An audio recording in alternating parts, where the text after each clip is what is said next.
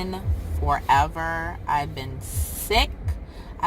So first I got sick, then I lost my voice, and now I'm back.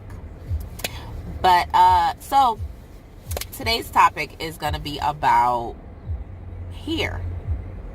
And the reason why I'm going to talk about this is because my niece the other day called me, and she was so upset with her dad, my brother, because he didn't understand why she got so upset because somebody touched her hair. So my niece, let me give you a little rough draft. Obviously, my brother is black, and her mother is white, Irish. So she is Jamaican Irish. It's cute. And her hair is black and curly. But the funny thing is her mom's hair was also curly as well. So she was bound to have curly hair. So her hair is pretty much curly like this, but maybe a little bit more curlier. Anyway, so there are times where she wear her curls, there's times where she get a blowout, and there's times where she wear her curls and comb it to the point where she's able to put it in a bun. So when this day happened, the girl, I guess, touched her bun, and she was like, "Excuse me, don't touch my hair, and I don't like you. Like, I don't like you. Don't touch my hair. Please leave my hair alone." So her dad got upset because she said she could have left the "I don't like you" part and just say not to touch my hair. But it didn't really blow over too well with my niece because she felt like he was taking her side and he didn't have her back. And I was like, listen, your dad doesn't truly understand when it comes to hair and doesn't understand the culture of our hair. And pretty much, most white people, just putting it out there, they just really find it fascinating when black people do their hair, and we have, we have different personalities, so we have different hairstyles to match our personality. That's a little lesson for you. Me personally, anybody who knows me, I have wigs. This is not a wig. This is extensions with the closure. But I have wigs, I do braids, I do box braids, I do extensions, and every now and then I'll wear my natural hair, but you won't see the ends of my hair because I have a little piece to cover it. It's called a protective style because it's winter and my hair is not showing until the winter has passed. Now, this in particular girl was curious. I'm wondering, how were you able to put your curly hair into that tight, nice bun? Ain't none of your damn business how she put her hair in that nice bun. We are not pets. We are not art. We are not your muses. Don't just come and walk up to us and want to touch our hair. It is not correct. Because you don't see me coming to you and touching your straw hair for the blondes and touching your weak hair for the brunettes. I am not coming to you guys and touching your hair and petting your hair. My curls are my curls. My natural hair is my natural hair. If you have questions, I'll be more than happy to answer. But I'm not going to sit here and like it's a Sunday school class and answer all these questions when it comes to black hair. So going back to the story, she said, "Oh, call my aunties because I know they're going to agree with me. Call my aunties." So he calls me because I am the auntie to call when it's about hair. I don't know why, but he calls me, and he's like, tell me the explanation, and I said, "I'm sorry, bro, but I take her side." Yes, especially the fact that she don't like her. Yeah, don't touch my hair. I don't like you, so you really shouldn't be touching my hair. That's what I said. And he was like, "No, because I don't want it to be a race thing, because she's white and black, but they see her as black, because you are what your father is, plain and simple." And I was like, okay, we are living in a hashtag woke time. Okay, you need to get with the culture. Have you been eating too much bland food that you don't know how to stand up for your rights? Like, if she doesn't want to be touched, she should not have to be touched. And them saying that it's just hair, it's like people saying that, oh, racism doesn't exist. He's like, I wasn't trying to, that's what I'm trying to avoid, the racist part. It's going to be racism regardless, because I don't see white people touching white people hair. You ain't just walking up to them and, oh, what's a nice hair. Your hair is so lovely. Oh my God.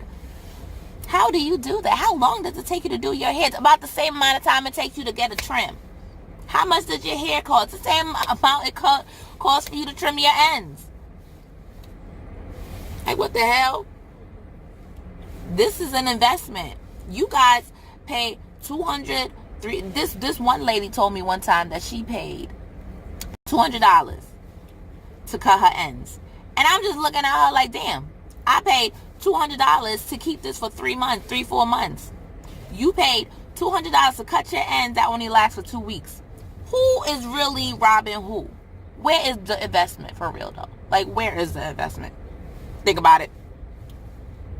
Yeah.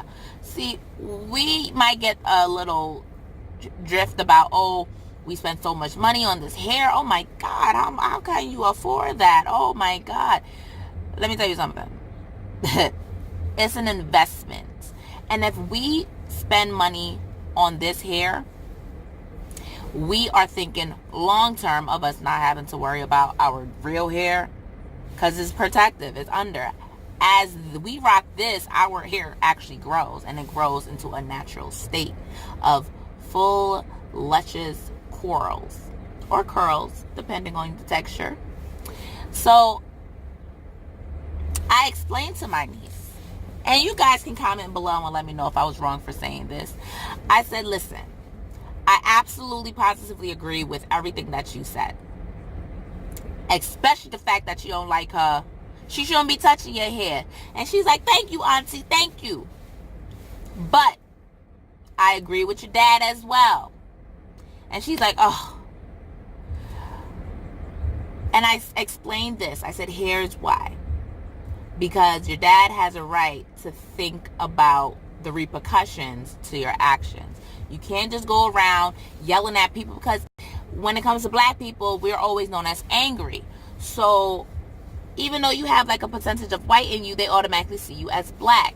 So therefore, with you ranting and raving, they looking at it as, oh, that's her black side is showing. Her black side is showing. She's going crazy. She's getting mad.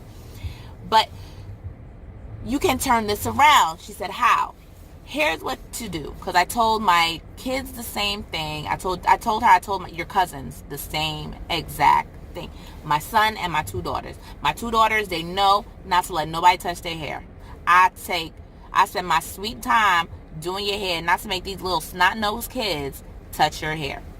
So here's what you do. Strike 1. You tell them respectfully in this tone, excuse me, can you respectfully not touch my hair? Because I do not like when you touch my hair. Don't tell them you don't like them. Just say, respectfully, can you please not touch my hair? Please, I'm asking you not to touch my hair. Do not touch my hair. You said it once. You don't need to repeat yourself. You're not a recorder. Strike 2. If that little girl touch your hair one more again, then you go to the teacher. And you tell the teacher or the dean or whoever you need to tell, excuse me, this girl keep touching my hair, and I told her repeatedly not to touch my hair. And, she's doing it and taunting me, and I feel a little threatened now. Once you say threaten to a teacher, they have no choice but to do it. They have to deal with that. If they don't deal with it, then you let your parents know, hey, mom, dad, I told the teachers that, I felt really threatened because the girl keep touching my hair, and I don't want her touching my hair. I work very hard on my hair. Once you say the problem to an adult and it's not taken care of, and you told your parents, and your parents know that you've been telling these teachers, and you told the students, then strike 3, and they still want to touch your hair, like I told her, I said, you a Robinson, and you have some Irish in you. You have Irish Jamaican. I know you have some hands, so you just going to have to take matters to yourself, because at this point, you were defending yourself, because you told them repeatedly not to touch my hair, told the teachers that I feel threatened by this girl that keep touching my hair, and you told your mom and your dad that you told the teacher, and you also told the girls that you didn't want them to touch your hair. Therefore, that ass whooping that's going to come next was a warning. You warned them before, so now you about to get this ass whooping because I told you.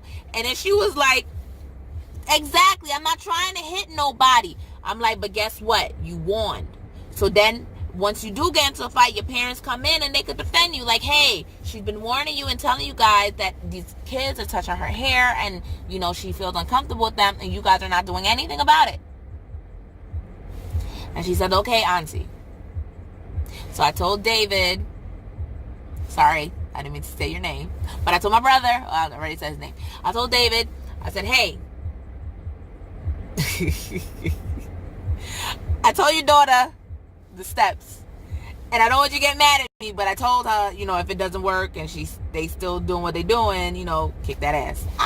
I'm sorry. And he's like, really, Katie? And I'm sorry. That's just how I feel because that's how I told my kids. I told my kids, if somebody is bothering you and bullying you, you tell the teacher, you tell me, and then if they keep doing it, then you whoop that ass. Plain and simple. Michael, he tends to just pass the whole teacher part. If somebody bother him, he whooping their ass. I don't know where the cross got wired there, but I mean, yeah. Caitlin, she's quick to tell me, and she won't tell the teacher, but she'll tell me, and then I'll handle it. But like I told my niece, I said, listen, you just a 4-hour drive away. If you need me to come there and, you know, teach some white little kids and their mama some rules when it comes to hair etiquette, I am not but a call away. So I also decided to send them Solange's song, Don't Touch My Hair, right? So I told them to sit in a kumbaya session and listen to this song because y'all don't understand that this is our crown. It's like goes back to the Bible when Samson had the long hair and it gave him his strength. Our hair give us our strength. This is what makes us. This is what, you know, creates us. You guys, white people only got like coloring and then y'all could cut your hair and stuff like that. But you see us, we take our hair to like a whole new level. That's why we have the hair battles in Atlanta. Like, hair is like a multi-million-dollar business. And every single time I live in this day and age and I am not a cosmetologist, I get mad at my mom. Yes, mommy, I get upset with you because I told you I wanted to be a cosmetologist and you said, oh, there's no money in that field. And now look at it. You live in Atlanta and you could be paying a 14-year-old money. Listen, I can go on and on for hours when it comes to hair, but I don't know if this little girl's gonna ever see this video, but little girl, if you touch my niece's hair one more again, I'm gonna talk to your mama and teach her some etiquette. Because y'all white people need to know that our hair is our hair, your hair is your hair, okay? Stop talking about it. Leave our hair alone. If I come in, I'm gonna, like I told my coworkers, I'm gonna always come in with different hairstyles. Y'all just gonna have to get used to it. It matches my personality, okay? So if I come in with curly, straight, shorter, like, it's none of your business, okay? You not paying for it, so why you gotta keep asking questions? Oh, I didn't even know it was you. And I was like, and you will never know it's me. You will never know, okay? Anyway, you guys have a blessed day. See you later.